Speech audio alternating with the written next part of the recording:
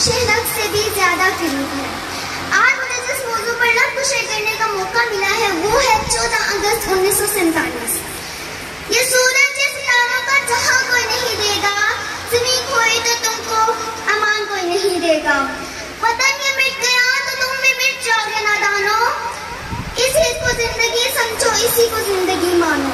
कि पाकिस्तान से बाहर तुम्हारा कुछ नहीं यारो, कि पाकिस्तान से बाहर हमारा कुछ नहीं यारो। सदर अली मर्तबत मैं जब तारीख का मुताला करती हूँ तो खुद को कई वर्ष पीछे महसूस करके देखती हूँ कि जनाब सदर, मैं देखती हूँ शहीदों के लहू से लिखी गई तहरीर, कायद के अनथक मेहनत की तस्वीर, इकबाल के ख्वाब की तबीर।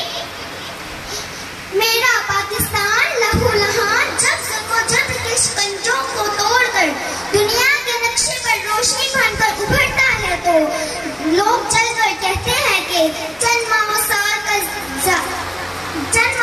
से ज्यादा जम ना पाएगा और दुनिया के नक्शे से गायब हो जाएगा।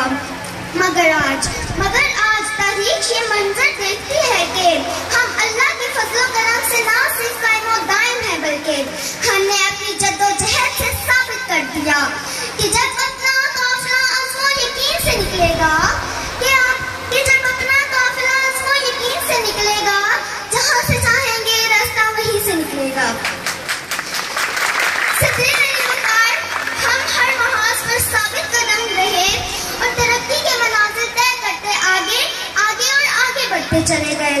जुर्रत और बहादुरी में सुल्तान टीपू हैदर बने, वलीद की तलवार बने, फारूक की अलकार बने, हम शायरी में शहनाजी बने, हम नगमागिरी में फिरदौसी बने, हम साथ बने तो बुल्ले शाह, हम सोच बने तो वारिस शाह, हम अकल बने तो शाह लतीफ, हम वस्त बने हम रक्स बने, हम सज्जन सनमस्त बने, तालीम के मैदान में हम सर सैयद अहमद खान बने।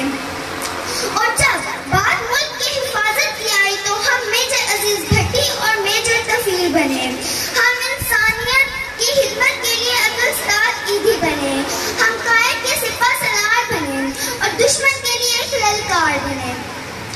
हमने दहशतगर्दी का जड़ से खात्मा किया। हमारी आवाज आज भी अपने सरहदों पर सीसा पिलाई दीवार बांध कर खड़ी है और दुश्मन को ये पैगाम दे रही है कि हम वो कौम है जो जड़ से जबर को मिटाती है, जालिम को मार भगाती है।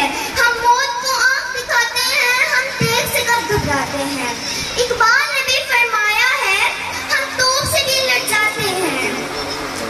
है जो मगर वतन की मिट्टी से मोहब्बत, है जो मगर वतन की मिट्टी से मोहब्बत, ये जुर्म सदा मेरे हिसाबों में रहेगा। शुक्रिया।